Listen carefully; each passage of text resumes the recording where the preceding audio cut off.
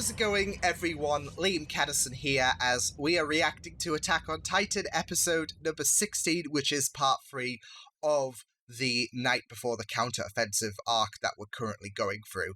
And yeah, I'm really excited to pick up where we last left off with Hanji's favourite Titans, Sonny and Bean, being completely murdered. And yeah, I'm still leaning towards the idea that this is the military police retaliating in some capacity, with Erwin asking Eren who's your real enemy. So yeah, it will be very, very juicy to pick up from that. But yeah, last episode we got a very, very informative, like, second half, especially as Eren was just adjusting to life with the Survey Corps, as they now have custody over him. But the second half proved some, like, as Hanji put it, we didn't get a lot of information, but hey, it's better than no information. And it was very, very intriguing because we found out that, of course, they have different personalities.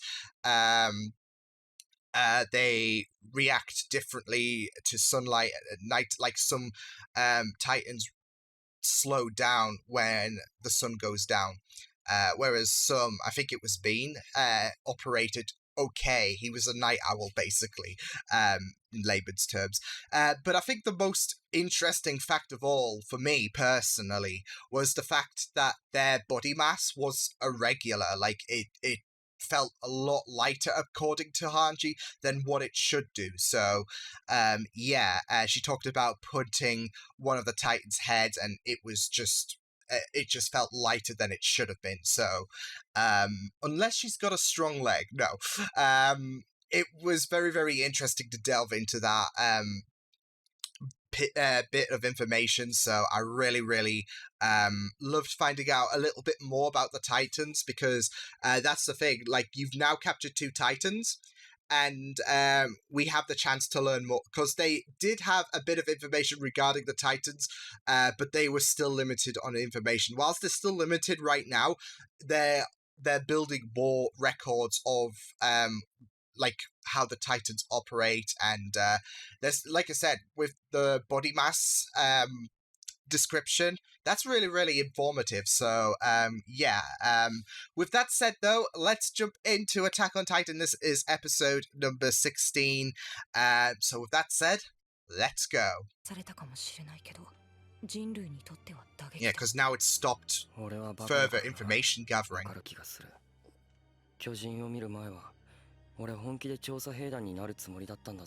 Oh, funny.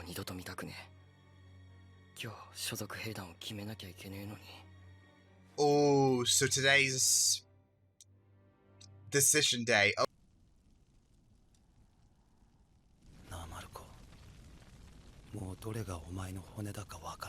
Oh, jeez, that's pretty deep. Oh, that's... yeah.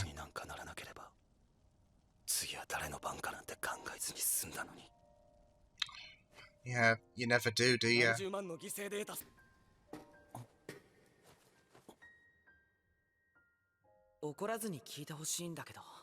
Oh, Jean.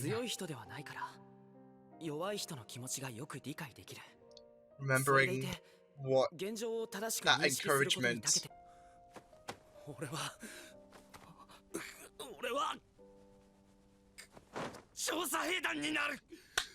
Good on you, Jean. Good. Oh my god. Wow, that was beautiful. That was a really, really beautiful scene. I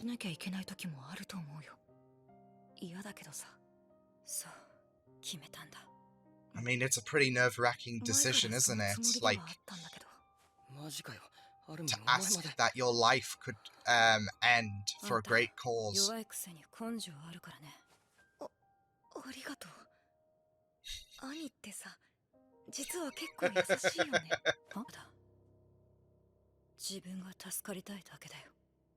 I mean, even the strong-willed people, like Ani, is going to feel that vulnerability when they're faced with death.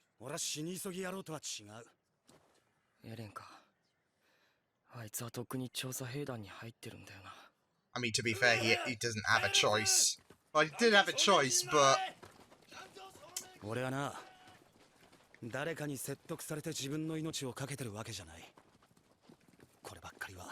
I'm just really loving Jean's dialogue.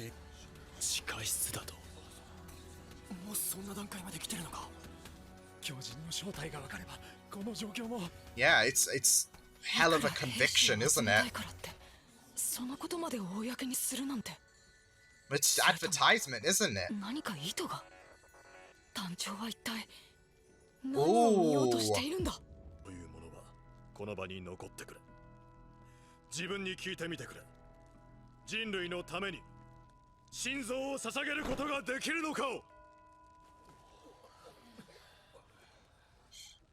He's put on one hell of a pitch, not gonna lie. But then again, like in court, he's got away with words. Do the right thing, Jean. Don't be caught up in this. Yeah.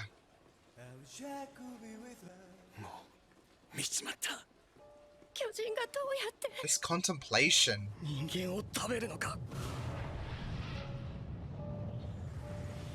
Can end their rule. This is really powerful stuff. I love this. Yay! Oh, I'm attacking the mic here.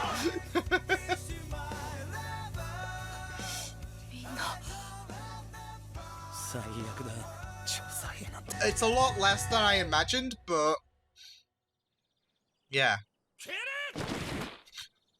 Oh, for God's sake, I thought the horse talked there. Oh.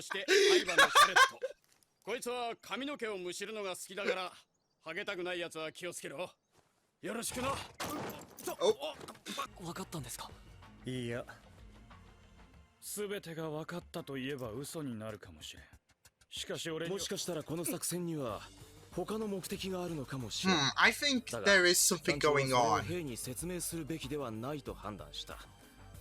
Yeah, I have a feeling what this could mean.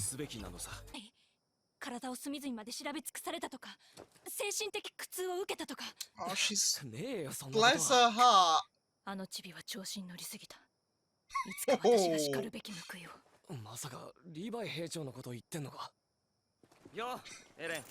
don't think Erwin would... Yeah, I don't think Levi would give a toss, to be fair. That's really, really powerful. And also very, very interesting, like how he voiced that not everyone gets a dramatic death.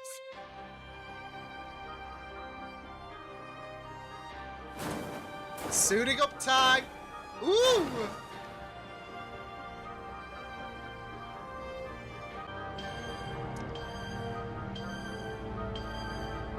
Oh, wow. Wow. I'm just loving how this is emotionally flowing, this episode.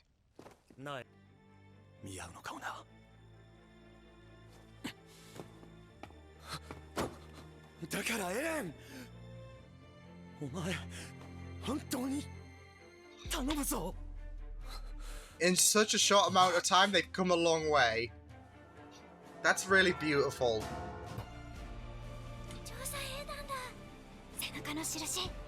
Where he was on the other end of that.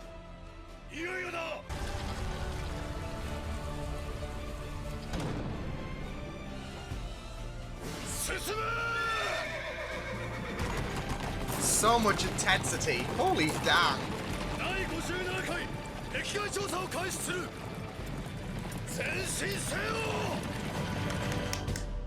Make him shine, boys and girls. Make him shine. Holy dang. Gotta say, that was really beautiful. Like, there were a lot of moments in that episode that was really, really beautiful.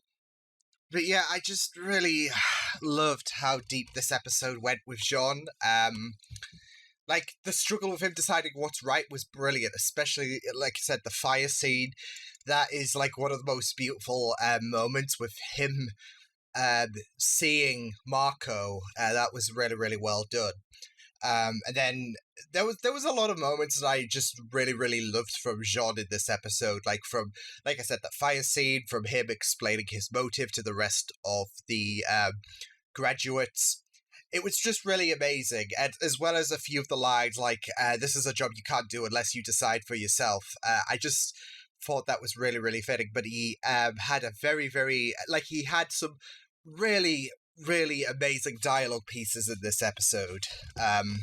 Yeah, it was just really great. And like I said, him finally deciding, you know what, I've been all about the military police, but I'm going to do it. I'm going to join the Survey Corps. So I really, really loved how he came around with that. But yeah, it was just really good. I also loved the fact that I really, really loved how this show was presenting, like how this episode was presenting Marco in death. I felt like the show was saying he died too soon, but that's sadly the life of a soldier when you're facing a Titan.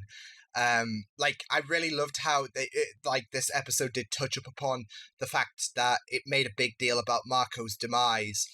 That Jean was saying that nobody hardly noticed there was no one to acknowledge his passing, and I really thought that was really powerful. And yeah, because he did straight up die, but I love how much of an impact that has, rather than it coming down to cheap writing, because there have been shows where established characters have died off screen or have died in a cheap manner.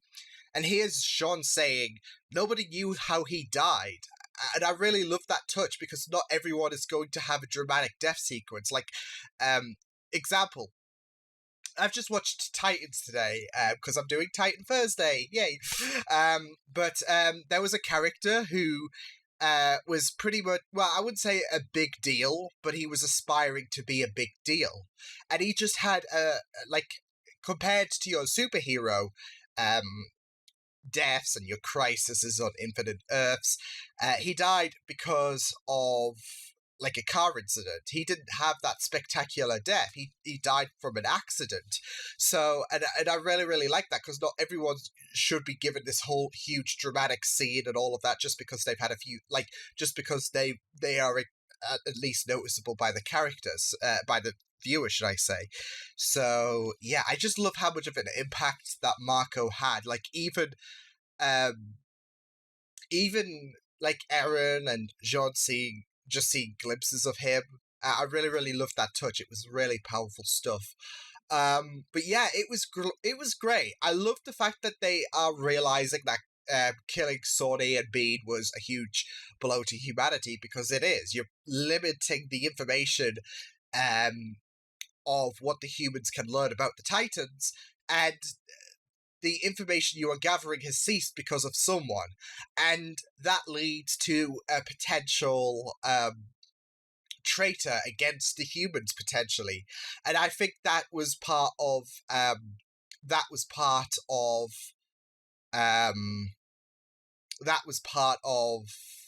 Erwin's plan. I forgot the name there. It just went out of my mind there. I think he was trying to deduce who, I think he's trying to thin the herd, if you get what I mean. I think because there was Armin who pointed out, is Erwin hiding something? And then Erwin asks there are a few people on the Survey Corps what he really meant by who the enemy is. And I don't think it's as simple as testing Erwin to lash out, because I did speculate, well, maybe he's trying to test Erwin, see if there's that Titan in him that wants to just snap right there and then.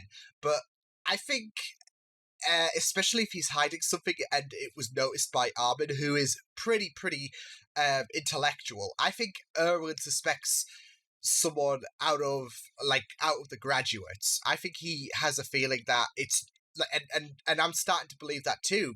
I think it might not be someone within the military police, it's someone from the graduates. So yeah, I think he's trying to thin the herd and try to keep an eye on someone who could potentially be a traitor. So yeah, I have no faith these days. I'm suspecting anyone is a traitor. Like, I'm doing it with Ruby, I'm doing it with everything, so, yeah. But I think that's his plan. I think he he talked to Mike, and I think that's where it started, and then the traitor, he then suspected something was going on further when Sonny and Bean got killed. So yeah, but yeah, because like I said, what Erwin has what Erwin should I say, what he was alerting Armin's red flags, I guess, when Armin said, "Is he hiding something?" He then was all cryptic to Erin, but Erin wasn't at the graduation. He was off on patrol. So, yeah, there is definitely something that is going on, and I think he was trying to keep Erin I think when Sonny and Bean were killed, I think he was trying to give Erin a heads up, a bit of an alert to keep his eyes peeled. So yeah, yeah, I really, really loved Erwin's presence. Like, he was not being soft with his promotion, with his promotional to join the Survey Corps, and that's the thing. Like, in the courtroom, he was straight up shooting confidence. He did his best to advertise to the Survey Corps, and like I said, there was a lot less that did decide to stay, although there were a few people that were also hesitating. So, and you can't blame the people who've left, because this is a pretty big ask, but also Erwin's basically saying you could be a part of history, because we have someone who gained humanity's first push for victory. And if you join the Survey Corps, you could be a part of that history too, as we go back to the basement, and we can learn more about the Titans. So yeah, but like I said, you can't blame people, because, again, the fear of death was a bit of a theme in this episode, with Annie basically saying, and she's a very, very strong-headed character, from what we know from episode 4, that I don't want to die. There was a few of those quotes going around. So yeah, you can't really blame people for fearing death is going to come to them. I mean, even Erwin said, there's a chance that there's going to be a what was it, 30% over the next 4 years of you are not going to make it back. We've lost 60% in the last 4 years, so it's quite a demoralizing stat to absorb. And like I said, there are people who do value their lives, and being consumed by a Titan is a very nightmarish prospect. I'm sure everyone's had nightmares or visual images of that occurring in their heads, and they do, and there's a high chance that could happen if you join the Survey Corps. But there's also that prospect that you could be hailed as a contributor to the next push, the next step of the human race against this war, against the Titans, in this scheme to end their tyranny, basically. So yeah, but as you saw with Jean, he was struggling. He was questioning himself if he was doing the right thing, and then he had that really amazing scene with Erin where he was asking, I have my faith in you, okay? Assure that. So yeah, I'll just mute this for now, because I'm being called for Skype. So yeah, but it was a really, really, it was a really, really amazing episode. Like I said, I really loved that parallel when they were about to head out, to when Erin and Mikasa, I think it was Armin, I'm not so sure, but they looked at the Survey Corps and they were the children, and now how they have evolved. So maybe they will be those kids will be part of the graduates or whatever. They will be part of the Survey Corps in a few years. Oh, who knows? They might want to join the military police, but no. It was a really fantastic episode. I really loved how this episode proceeded. It was just really great stuff, and I'm excited to see what happens now as everyone has headed out. So yeah, I will see you guys next time. Hope you guys enjoyed this reaction. Check my videos on the right if you want to check out more of my content. You can also subscribe to my media feeds and channel if you want to. Hope you guys enjoyed this reaction. Hope you guys take care, and I will see you guys next time. Toodles!